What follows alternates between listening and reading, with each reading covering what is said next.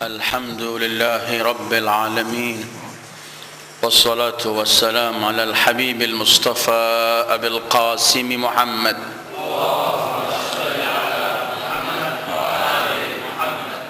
اللهم صل على محمد وآل اللهم صل على محمد وآله الطيبين الطاهرين ولا حول ولا قوة إلا بالله العلي العظيم اللهم بحق محمد وآل محمد عليك صل على محمد وآل محمد وارزقنا ووالدينا وأزواجنا وأولادنا وذرياتنا من بعدنا حب محمد وآل محمد اللهم أحينا على ذلك وأمتنا على ذلك واحشرنا في زمرة من أحب محمدا وآل محمد مع محمد وآله يا كريم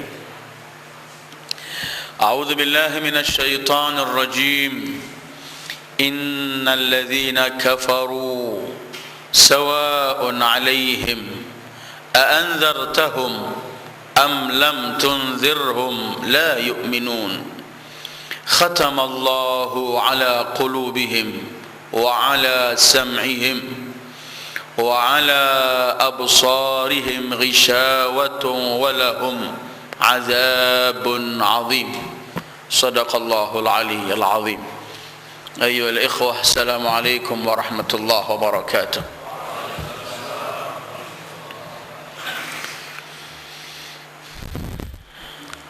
Pada minggu yang lalu kita selesai membicarakan mengenai apa yang akan diperoleh oleh mereka orang-orang mukminun muttaqun. Sebagaimana di awal pembicaraan ketika kita membahas surat Al-Baqarah, kita sebutkan bahwa dalam awal surat Al-Baqarah kelak Allah akan membagi manusia ada tiga. Mereka kaum mukminin, kedua kuffar orang kafir, ketiga kelak orang-orang munafikin. Maka bagian pertama dari manusia itu telah kita bahas. Kita akhiri perjalanan mereka itu dengan sifat-sifat yang Allah berikan dengan firman Allah, ulaika ala hudam min rabbihim wa ulaika humul muflihun. Maka sekarang kita akan masuk kepada bagian manusia kedua. Jadi sekali lagi, kalau ada mukmin, kafir dan munafik. Yang mukmin telah kita baca dengan sifat-sifat kaum mukmin dalam muttaqinnya. Sekarang kita masuk siapa mereka orang-orang kafir itu. Ketika membicarakan berkaitan dengan kaum mukminun atau muttaqun, Allah agak sedikit perinci walaupun tidak begitu banyak. Tetapi ketika membicarakan orang kafir, Allah membicarakan cukup dengan 2 ayat. Nanti ketika sampai pada bagian ketiga giliran kaum munafikin, Allah lebih panjang perinci mereka dengan sifat-sifat mereka. Dan sebenarnya bagian manusia di masyarakat ada 3 seperti Al-Quran sebutkan dalam awal-awal surat Baqarah. Itu sebenarnya setiap masyarakat ada 3 golongan ini di sepanjang kehidupan kita. Ada mukmin yang jelas, ada yang kafir yang gamblang, tapi ada juga kaum munafikin yang sulit untuk dipegang karena licik dan licinnya. Karena itu kemudian Al-Quran ketika membicarakan mereka agak lebih terperinci. Mungkin kajian kaum munafikin bagian manusia ketiga dalam surat Baqarah ini nampaknya mungkin akan kita kaji nanti setelah Syawal, karena sebentar lagi juga akan berhenti pengajian ini, akan libur menjelang Ramadan. Tetapi setidaknya insya Allah kita akan selesaikan berkaitan dengan mereka orang-orang kafir. Allah dahului ayatnya, A'udzubillahi minasyaitonir rajim, innal ladzina kafaru sawa'un 'alaihim a'anzartahum am lam tunzirhum la yu'minu. Mereka orang-orang kafir ini, baik kamu wahai pribadi mulia Sayyidul Wujud sallallahu alaihi wa alihi, ajak mereka, ancam mereka, beri peringatan mereka atau tidak, tetap mereka tidak beriman denganmu. Dalam ayat ini banyak bahasan. Kita akan bahas terlebih dahulu kafir itu apa dalam segi bahasa. Kita akan bahas kemudian kalau telah dipastikan oleh Allah mereka tidak bakal beriman, kenapa Rasul masih harus berdakwah mengajak mereka? Kita pun akan membahas bahwa ternyata cuma-cuma disampaikan atau tidak. Apalagi nanti ayat berikutnya Allah telah menstempel mereka. Tetapi dalam perjalanan Rasul setelah turun ayat ini pun masih beliau berdakwah kepada mereka orang-orang kafir. Karena itu siapa mereka orang-orang kafir itu, dan kenapa harus tetap berdakwah setelah pengetahuan Allah mereka pasti tidak beriman. Pertama kita akan bahas kalimat kufr. Dalam segi bahasa, al-kufru as-satr, menutup.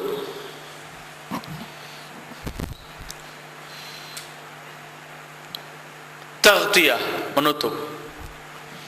Karena itu kadang-kadang nanti kita akan sebutkan dalam Al-Quran penggunaan kufur. Kadang-kadang digunakan juga satrun nikmah, menutup-nutupi nikmat. Lawan katanya syukur, yang menampakkan nikmat tersebut. Tapi dalam segi pertama bahasa, al-kufru as-satr. Kalau syar'an ialah mengingkari apa yang dibawa Rasulullah sallallahu alaihi wa alihi, alladzi ulima bidh-dharura fid din. Tapi segi bahasa pertama, al-kufru ialah as-satru, menutup. Kadang-kadang malam itu disebut kafir. Kenapa? Karena malam itu menutupi segala sesuatu dengan gelapnya. Karena itu orang yang menanam di sawah itu, kemarin dalam masalah falah pun saya katakan al-falah yang menanam, az-zari yang menanam, dalam Al-Quran disebut kafir. Artinya orang yang menanam di kebun atau di ladang itu disebut juga zari. Artinya zari itu juga disebut dalam bahasa Al-Quran kafir. A'jabal kuffar nabata. Orang-orang yang menanam merasa heran. Kenapa? Karena yang menanam itu memang dia membelah bumi ini, meletakkan benih, kemudian ditutup benih itu. Dari ambil kalimat as-satr, al-kufru as-satr. Kalau kemudian kita berangkat dari bahasa Al-Quran yang turun dengan bahasa Arab yang namanya al-kufru itu as-satru, sesuatu yang ditutupi itu bukan asli berarti. Seperti az-zari disebut kafir, bukan zari itu aslinya namanya kafir, tapi karena perilakunya dia menutupi benih, maka dia dianggap kafir. Kita pernah kaji bahwa kekufuran itu bukan sesuatu yang asli dimiliki oleh orang kafir. Karena sebenarnya manusia lahir ini asli zatnya fitri, dengan arti kenal pada Allah. Manusia datang dengan sudah punya modal. Modalnya ia apa? Tauhid, mengesahkan Allah. Lah kalau ada orang kafir, bukan berarti modalnya itu tidak ada, tetapi ia tutupi min kalimat kafir satar. Kita kan pernah kaji ketika kita membicarakan bahwa ketika kita lahir ini telah disumpah oleh Allah di alam itu, alam dar. Saya akan bacakan kembali untuk mengingat ayat dalam surat Al-A'raf 172 173. A'udzu billahi minasy syaithanir rajim. Wa idz akhadha rabbuka min bani adama min zuhurihim dzurriyyatahum wa ashhadahum ala anfusihim alastu birabbikum qalu bala syahidna an taqulu yawmal qiyamah inna kunna an hadha ghafilin aw taqulu innama asyraka abauna min qablu wa kunna dzurriyyatan min ba'dihim afatuhlikuna bima fa'alal mubtilun. Ini pernah kita kaji sendiri ayat masalah fitrah yang pernah saya katakan bahwa Islam itu agama fitrah. Kalau ada kekufuran berarti mereka itu menutupi fitrah aslinya. Apa fitrah aslinya? Ini, alastu birabbikum qalu bala. Manusia di alam dar sebelum alam ini, alam malakut sana, pernah disumpah oleh Allah, bukankah aku Tuhan kalian? Dan seluruh anak Adam mengatakan bala, iya. Tetapi kata Allah ada dua hal, jangan sampai nanti di hari kiamat kalian datang dengan kekufuran, karena ada dua hal yang kalian lakukan. Pertama, an taqulu yaumal qiyamati inna kunna an hadza ghafilin. Ya Allah, kami ghaflah, alpa. Alpa berarti sesuatu itu asalnya ada, bukan tidak tahu, ada, tetapi dilupakan, jadi alpa. Al-ghaflah yang menyebabkan orang menutup fitrah. Pertama ayat ini. Kedua, autaqulu, jangan nanti di akhir zaman kamu berkata di hari kiamat, innama asyraka abauna min qabl. Nenek moyang kita syirik, jadi kita ikut mereka saja. Jadi taklid buta sama ghaflah yang menutupi fitrah. Fitrah pertama manusia lahir di dunia ini membawa tauhid, kenal Allah sebagai penciptanya. Itulah sabda Rasulullah sallallahu alaihi wa alihi, kullu mauludin yuladu 'alal fitrah fa abawahu yuhawidanihi aw yunassiranihi aw yumajjisanihi. Setiap anak lahir dalam keadaan fitrah, suci, bersih. Kemudian kedua orang tuanya lah yang menjadikan dia Yahudi atau Nasara atau Majusi. Ini kemudian Allah sebut bahwa Islam ini agama fitrah, fitratullah allati fataran nasa 'alaiha la tabdila li khalqillah dzalika ad-dinul qayyim walakin aktsaran nasi la ya'lamun. Jadi kafara itu satara. Apa yang ditutupi oleh mereka orang kafir ini? Fitrah asal mereka, yaitu harus tauhidullah. Karena sebenarnya konsep Al-Quran mengenalkan kita kepada Allah ini bukan mengenalkan Allah itu ada, tidak. Tapi Allah dalam Al-Quran kalau mengajari kita mengenalkan Allah, mengenalkan bahwa Allah itu esa, tauhid. Bukan berkaitan ada atau tidaknya.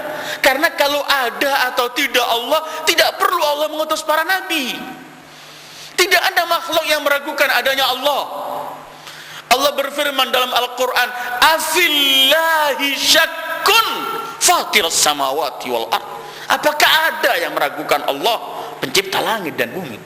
Karena itu Allah dalam Al-Quran, kalau Rasul disuruh tanya mereka orang-orang kafir, kalau mereka disuruh tanya, Rasul tanya, apakah mereka tahu siapakah pencipta langit dan bumi?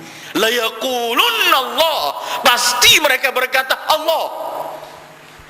Cuman Quran ini datang dengan para anbiya mengenalkan keesahan Allah. Fa'lam annahu la ilaha illahu. Ternyata kafara satara. Dinamakan kafir itu kafir karena dia menutupi asal ciptaan dia, naluri dia, fitrah dia yang telah mengesahkan Allah. Alastu birabbikum qalu bala. Ternyata mereka menjadi alpa. Kemudian kemari lagi kita membaca Al-Quran, kita kaji kembali. Tugas Rasul itu mengingatkan ternyata. Mengingatkan itu artinya apa? Sesuatu itu sudah pernah ada. Mereka alpa, mereka lupa. Rasul datang untuk mengingatkan. Fadzakir innama anta mudzakir. Dan baca ayat-ayat Al-Quran yang menyebutkan bahwa salah satu tugas Rasul ini ialah mengingatkan. Apa yang diingatkan? Sesuatu yang diingatkan itu biasanya mereka pernah ada pada mereka, cuma mereka alpa. Ya, ini datangnya Rasul untuk mengingatkan. Fadzakir innama anta mudzakir. Itu salah satu ungkapan Imam Ali dalam Nahjul Balaghah. Beliau pernah mengatakan salah satu tugas para anbiya ialah untuk membangkitkan kembali apa yang ada pada mereka. Apa yang ada pada manusia? Ya tadi itu fitrah. Karena itu sekali lagi al-kufru as-satr. Kalau kita pernah doa agar Allah yukaffir anna sayyiatina, melebur, menghapus, menutupi kesalahan-kesalahan kita. Itulah kemudian kalimat al-kufru dalam bahasa disebut as-satru, dan karena itu kemudian orang yang menanam itu az-zari disebut al-kafir, dan malam disebut kafir karena malam dengan kegelapannya menutupi segala sesuatu. Itulah ketika Allah menyebutkan dalam surat Ad-Dahr yang pernah kita haji bahwa Allah ciptakan manusia ini amsyaj nabtali faja'alnahu sami'an basira. Setelah itu mengatakan inna hadainahu sabila imma syakiran wa imma kafura. Ternyata ada yang syakur, mengeluarkan, menampakkan nikmat yang ada ini dalam bentuk mengesahkan Allah dan segala macam nikmatnya, atau manusia tergolong orang kafir yang menutupi segala ini. Karena itu kemudian penggunaan kafir dalam Al-Quran itu bermacam-macam. Jadi kalau dulu ketika kita sampai innalladzina amanu, kita pernah jelaskan bahwa al-iman itu ialah al-iqra, at-tasdiq bil qalb wal iqrar bil lisan wal amal bil arkan. Maka lawan katanya iman ialah al-inkar. Yang ada di hatinya ini diingkari karena apa? Ditutup. Karena itu sebenarnya orang yang nanti kita akan sampai saya sebutkan ketika Sawaun, tugas seperti Rasul ini tetap berdakwah pada mereka. Karena apa? Mereka itu pada dasarnya manusia punya. Karena itu kadang-kadang Rasulullah sampai sedih kalau orang gak mengikuti. Kenapa kamu tutup-tutupi? Ada sesuatu itu. Nanti ketika akan saya bacakan wajahadu biha wastaiqanatha anfusuhum dhulman wa 'uluwa. Mereka mengingkari Rasulullah sementara hati kecil mereka beriman, enggak bisa ingkari. Al-kufru as-satr. Jadi al-kufur itu as-satr. Karena itu Imam Ja'far pernah menyebutkan begini. Kullu syai'in yajurruhu al-iqrar wa at-taslim fa huwa al-iman. Segala sesuatu yang membawa kita untuk berikrar dan pasrah menyerahkan, itulah artinya iman. Wa kullu syai'in yajurruhul inkar wal juhud fa huwal kufr. Segala sesuatu yang membawa kita untuk mengingkari, itulah artinya kekufuran. nanti akan saya sebutkan, ternyata Imam Ja'far membagi kufur dalam Quran ini 5. Tapi sebelum saya ke sana, kembali lagi bahwa al-kufru as-satr, mereka itu disebut kufur karena mereka menutupi. Jadi al-kufur yang asal kalimat bahasanya artinya as-satr, menutup, maka dalam Al-Quran kalimat kafir itu digunakan dalam bermacam-macam. Ada yang kafir mutlak, lawan katanya mukmin, selesai. Sering saya katakan bahwa sering kita untuk mengenal sesuatu mengenal lawan katanya. Bididdiha tu'rafu al-asya. Kafir dalam Al-Quran biasanya digunakan lawan katanya mukmin, seperti firman Allah, alladzina kafaru wa saddu an sabilillah. Kafir juga diartikan jahid. Sebenarnya jahid juga mengingkari, sama dalam arti kufur. Seperti kita lihat firman Allah, wa man kafara fa innallaha ghaniyun 'anil 'alamin. Orang yang tidak mempercayai maka Allah Maha Kaya.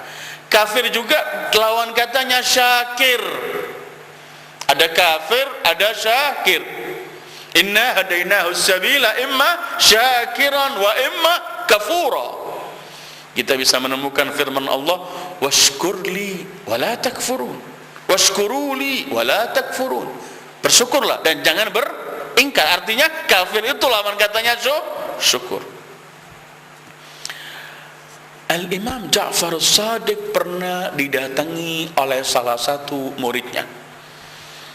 Kemudian muridnya bertanya kepada Imam salamullahi alaih, ya Imam, berapa sih kekufuran dalam Al-Quran ini, apa saja maknanya? Wahai Imam, kufur dalam Al-Quran itu apa saja? Al-Imam As-Sadiq alaihi salam kemudian beliau menjawab, beliau berkata, al-kufru fil Qur'ani khamsah. Ada 5 jenis kekufuran dalam Al-Quran. Beliau menyebutkan pertama al-juhud, mengingkari.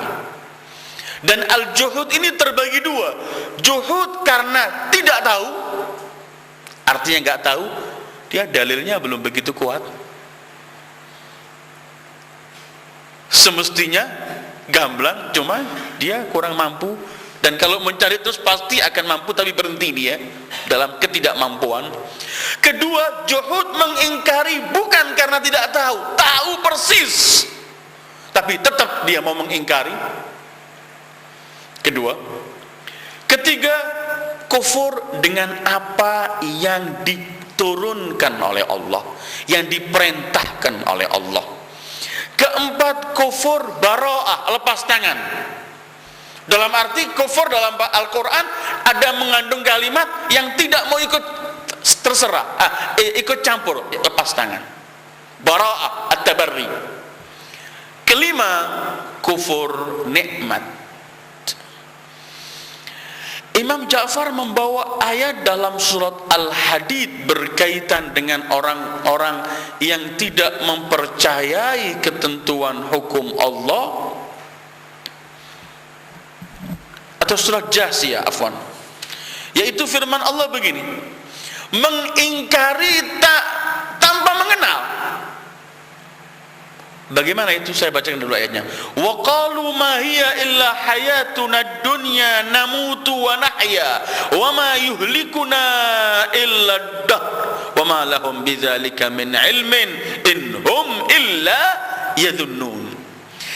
Orang-orang yang disebut dahriyun, artinya yang mereka tidak percaya la jannah wala nar wala semuanya, kita hidup sekali kemudian mati, selesai. Nggak ada yang namanya Allah menciptakan, nggak ada neraka, nggak ada surga, nggak ada semuanya. Kita hidup, begitu datang kehidupan memberikan pada kita kehidupan, setelah kita hidup mati, kita dikikis oleh masa dan selesai. Allah mengkomentari ungkapan mereka ini bahwa kehidupan inhiya illa hayatunad dunya, kehidupan cuman di dunia, namutu wa nahya, hidup selesai. Tadinya tidak ada, kemudian kita ada dan selesai. Wa ma yuhlikuna illa dahar, yang menghabiskan kehidupan kita masa. Terus apa komentar Allah? Wa ma lahum bidzalika min ilmin. Ini mengingkari keberadaan Allah, penciptaan Allah, mengingkari ada hari kiamat semuanya. Mereka ini tanpa ilmu, inhum illa yadhunnun, mereka cuma mengada-ngadakan saja. Atau ayat ini, sawaun alaihim a'anzartahum am lam tunzirhum la yu'minun.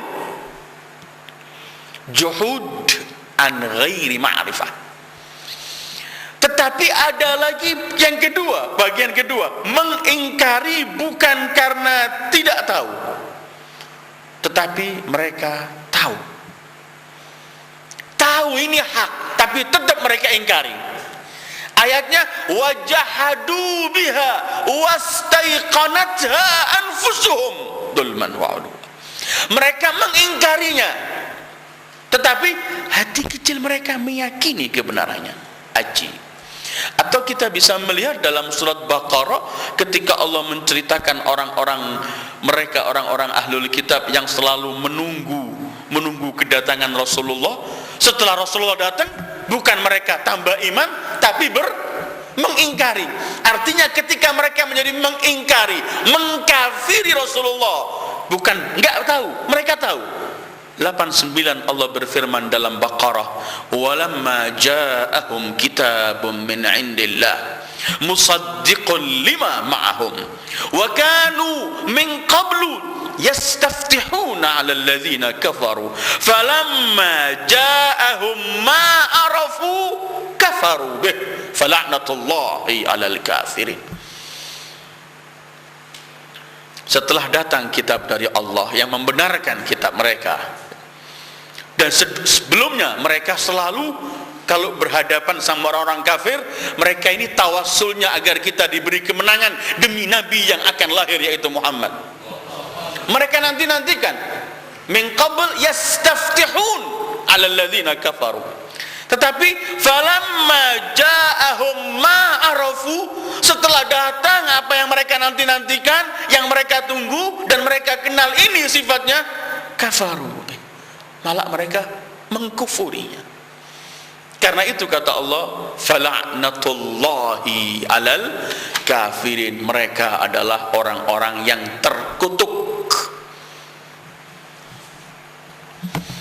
Banyak orang yang mengingkari sesuatu bukan karena enggak faham, tapi karena kepentingan-kepentingan tertentu yang menyebabkan dia tidak mau mempercayai sesuatu itu.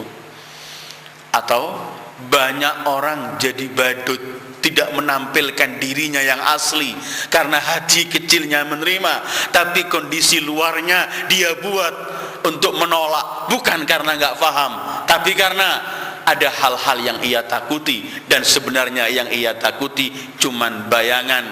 Ma indakum yanfad wa ma indallahi baq. Apa yang ada pada kalian akan sirna, yang ada pada Allah akan kekal abadi. Tapi banyak orang mengingkari kebenaran bukan karena enggak paham, tetapi karena takut sesuatu yang ada padanya hilang. Sementara sebenarnya kalau ia mengikuti, tidak pernah akan Allah mensia-siakan orang yang memegang kebenaran. Ma indakum yanfad wa ma indallahi baq.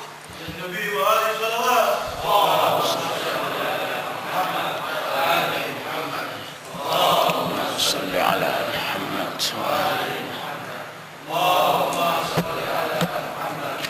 Jadi mereka mengingkari sesuatu yang telah mereka ketahui. Ini bagian kufur kedua. Kufur pertama kata Imam Ja'far, mengingkari ketika mereka enggak tahu, cuma ngarang-ngarang sendiri. Kedua, mengingkari tapi setelah tahu. Ya Allah, ahlu kitab, orang-orang yang datang kita ke Rasulullah diutus, mereka itu orang-orang yang faham siapa Rasulullah. Mereka telah membaca sifat-sifat Rasulullah terperinci. Ya'rifunahu kama ya'rifuna abna'ahum, kata Allah. Mereka mengenali siapa Rasulullah seperti mereka mengenali anak mereka di rumahnya mereka. Tahu watak masing-masing. Kafir dalam Al-Quran yang kedua, tidak mempercayai bukan karena tidak tahu, tetapi karena mereka setelah mengetahui, tapi karena ada sesuatu hal, kepentingan-kepentingan sesaat yang menjadikan mereka tidak mau lagi mengikuti. Ketiga, bagian kufur ketiga dalam Al-Quran ialah mengingkari apa yang telah ditentukan oleh Allah. Dia nggak bisa lepas bahwa Allah na'am, perintah Allah ada, tapi dia kufuri. Dalam arti sebagian mungkin ia anggap dia lakukan, bisa saya lakukan, sebagian harus ia tolak.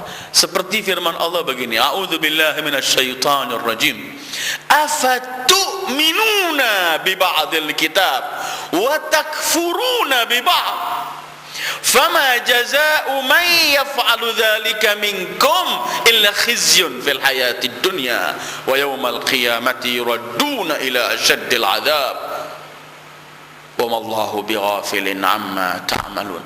Apakah kalian mengimani sebagian kitab dan mengkufuri sebagian?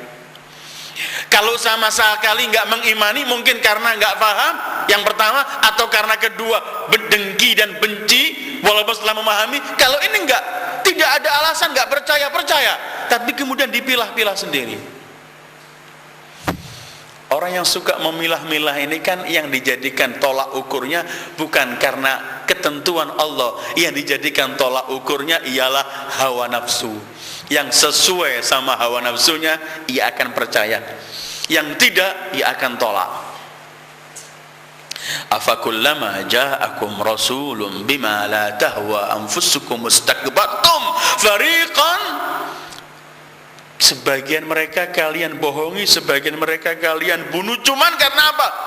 Congkak yang ada pada diri kalian. Afatu'minuna bi ba'dil kitab wa takfuruna bi ba'd. Kufur keempat masih menurut Imam Ja'far Shadiq ialah kufrul bara'ah. Jadi kufur al-juhud bila ma'rifah, kufr al-juhud bil ma'rifah ba'dal ma'rifah, kufur bi ba'dil kitab,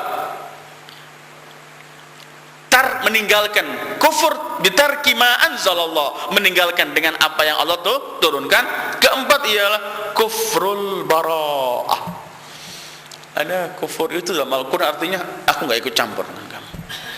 Artinya Al-Quran menggunakan bahasa kufur itu macam-macam. Antara lain adalah kufur al-bara'ah yang menunjukkan aku tidak ikut campur dengan kalian. Seperti satu contoh firman Allah dalam surat Ibrahim. Kita menemukan dalam surat Ibrahim ayat 22, nanti syaitan di hari kiamat ini, ya Allah, syaitan di hari kiamat nanti mengatakan pada kita yang mengikuti syaitan ini, anak lepas tangan dari ente, anak kafir dari ente, orang gak ikut campur. Jadi Allah ini, Allahu Akbar, karena rahmatnya Allah perinci apa syaitan itu mengganggu anak Adam. Sampai Allah sebutkan, anak Adam, nanti kamu ngikuti syaitan, nanti di hari kiamat dia kufur sama kalian. Artinya lepas tangan. Allah menceritakan ini maksudnya apa? Jangan kamu ikuti, percuma.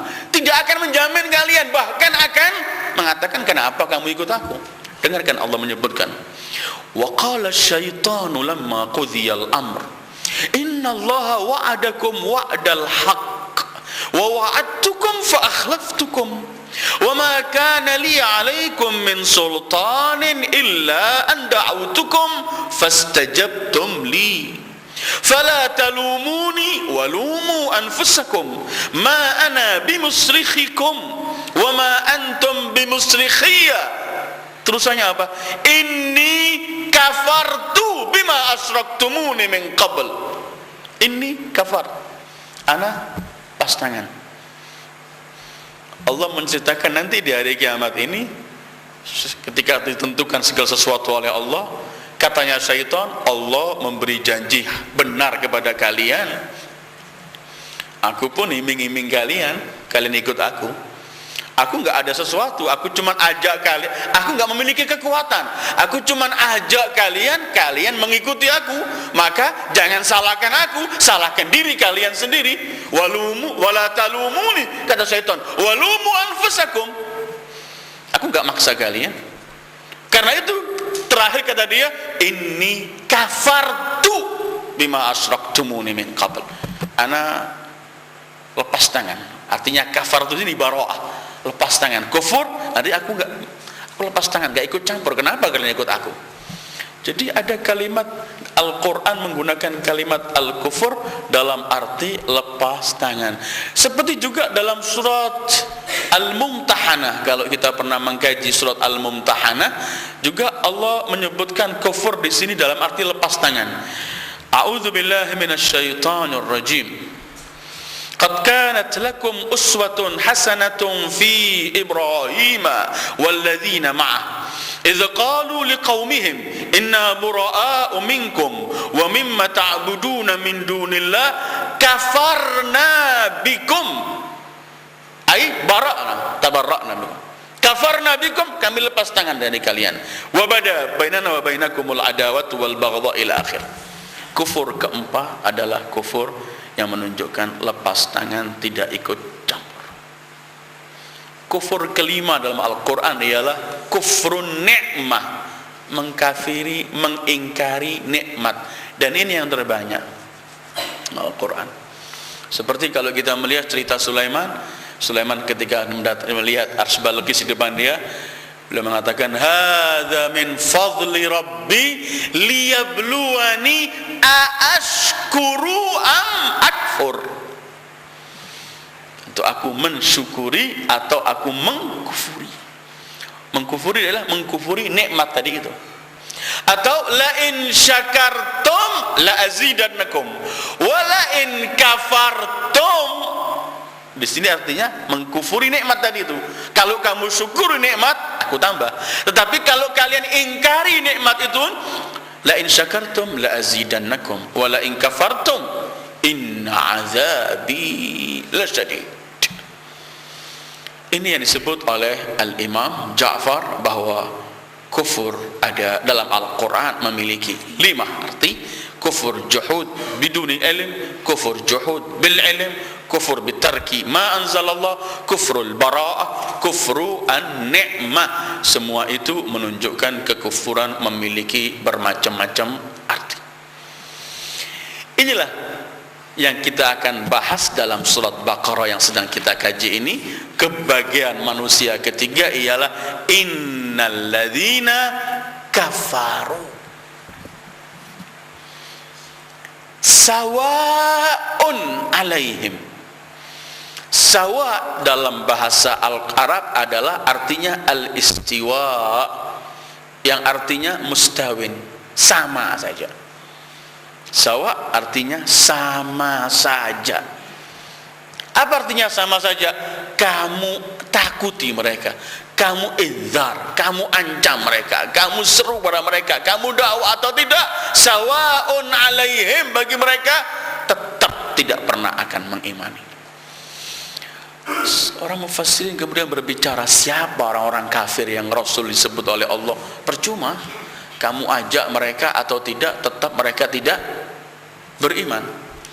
Apakah semua orang kafir ataukah orang kafir tertentu? Ada yang mengatakan mereka itu orang-orang tertentu dan orang-orang yang telah gugur di Badar. Abu Jahal, Lahab, Utbah, Syaibah dan semua itu.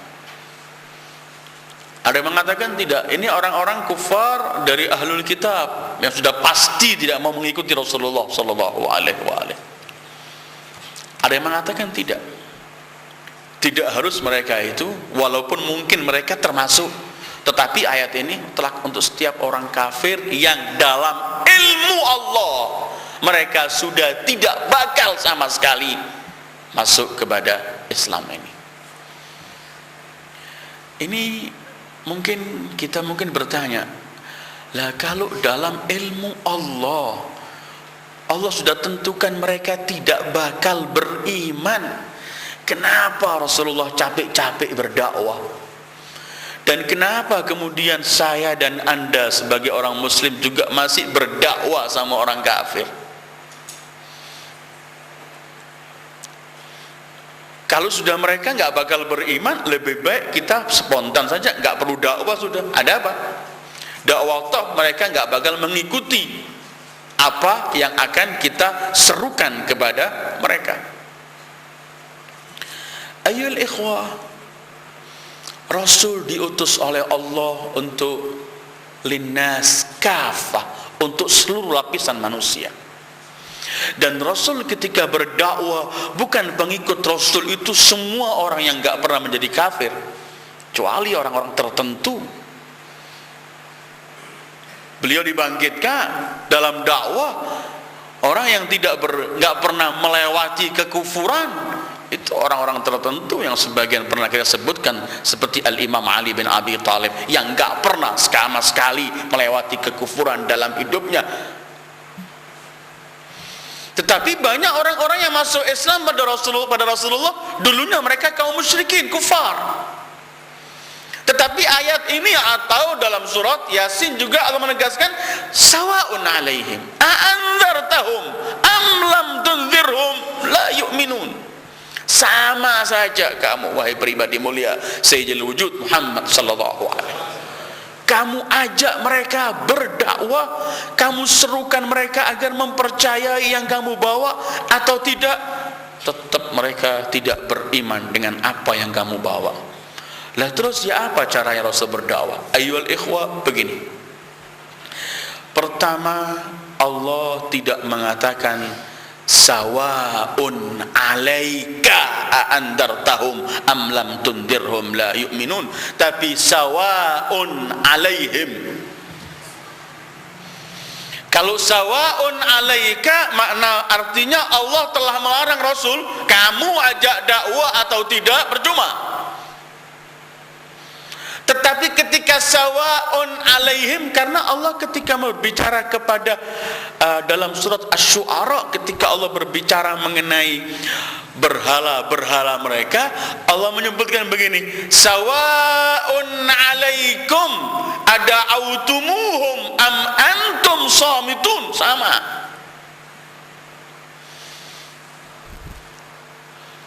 Kedua, orang ini tidak bisa memperoleh pahala atau memperoleh sanksi kecuali setelah melakukan perbuatannya. Sebelum melakukan perbuatan, maka tidak bisa ia akan memperoleh sanksi dari perbuatan atau pahala dari perbuatan yang belum ia kerjakan. Lah kalau mereka orang-orang kafir itu yang dalam ilmu Allah tidak pernah akan mau mengimani pada Rasulullah, kalau Rasul belum menyampaikan dakwanya pada mereka, maka mereka belum mendengarkan semua seruan ini. Ketika belum mendengarkan seruan, mereka tidak harus memperoleh siksaan dari Allah, karena nanti mereka akan beralasan Rasul nggak mengajak pada kita. Kan kita pernah membaca bahwa wa ma kunna mu'azzabin hatta nab'ats rasula. Kita tidak pernah memberikan siksaan kepada umat-umat kecuali kita telah menyampaikan terlebih dahulu seorang rasul yang akan mengajak mereka untuk iman kepada Allah. Ketiga, bukankah Allah menyebutkan dalam salah satu Al-Quran, dalam satu ayat Al-Quran, bahwa Rasul itu tugasnya ialah untuk menutup seluruh alasan, sehingga manusia kelak di hari kiamat tidak lagi memiliki alasan untuk berkata, aku tidak tahu, aku tidak diutus seorang Rasul kepadaku, aku belum mengenal kalau ada dakwah atau tidak. Karena itu Allah berfirman, li'alla yakuna linnasi 'alallahi hujjatun ba'dar rusul. supaya manusia tidak punya alasan setelah dakwahnya Rasul kepada mereka. Kalau enggak, mereka nanti bisa beralasan. Karena kan ada firman Allah begini, coba dengarkan orang-orang kafir. Kalau coba Rasul enggak berdakwah, Rasul mengatakan, ini enggak bakal iman, ini enggak bakal. Tapi Rasul belum menyampaikan, tidak ada itmamul hujjah nanti. Kalau enggak ada itmamul hujjah, coba dengungkan ayat ini. Walau anna ahlaknahum bi'adzabin min qablihi laqalu rabbana laula arsalta ilaina rasulan fanattabi'a ayatik. Coba kami beri siksa mereka sebelum kami utus nabi untuk berdakwah, mereka punya alasan untuk berkata, Rabbana, ya Allah, laula arsalta ilaina rasulan. Loh, kenapa kamu enggak utus rasul dulu? Fanattabi'a ayatik. Nanti kita akan mengikuti ayat-ayatmu yang dibawa oleh para rasul. Karena itu pernah kita kaji dalam surat Al-Mulk kelak. Setiap satu kelompok manusia dimasukkan neraka, penjaga neraka akan teriak, alam ya'tikum nadhir. Loh, kok masuk neraka kalian? Tidak adakah nadhir, seorang rasul yang mengancam kalian terhadap neraka ini? Alam ya'tikum nadhir. Karena itu Rasul yang Allah terima Al-Quran ini, sawaun alaihim a'anzartahum am lam tunzirhum la yu'minun. Tetap Rasul harus menyampaikan dakwah. Dan ini sekaligus Allah ingin mententramkan hati Rasul. Kamu jangan terlalu banyak merasa. Al-Quran mengatakan la'allaka bakhi'un nafsak, memaksakan dirimu, sumpah kalau orang enggak mengikuti, kamu sampaikan saja. Karena ada di antara mereka yang enggak bakal beriman apapun yang kamu berikan. Wa ma 'alar rasuli illal bala, fadzakir innama anta mudzakir lasta 'alaihim bimusaitir. Kamu enggak disuruh maksa. Bahkan pernah Allah mengatakan, apakah kamu menghendaki semua ini untuk beriman?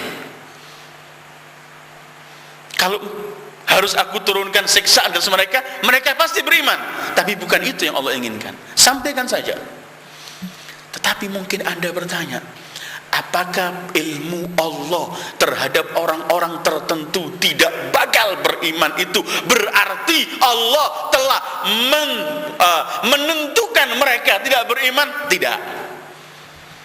Ilmu Allah terhadap mereka tidak bakal beriman bukan berarti Allah telah menjadikan mereka tidak bisa beriman. Tidak.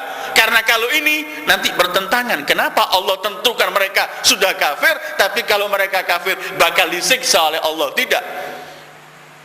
Tetapi itu ilmu Allah. Kalau enggak, nanti kan ada beberapa ayat seperti ayat Tabbat yada Abi Lahab wa tab sampai akhir. Itu waktu turun Abu Lahab masih ada. Enggak bisa ke Abu Lahab mengejek Rasul. Ayo aku bohongi Quran yang turun pada Muhammad, aku mau beriman. Bukan Allah mencegah kemampuan dia, tidak. Tetapi begitu Allah mengetahui dalam ilmu Allah, orang ini tidak pernah akan mengingat. Jadi ilmu Allah bukan berarti keinginan Allah agar ia tetap menjadi kafir. Tidak. Kalau keinginan Allah telah menentukan mereka untuk menjadi kafir, tidak ada artinya Allah mengutus Nabi untuk dakwah pada mereka.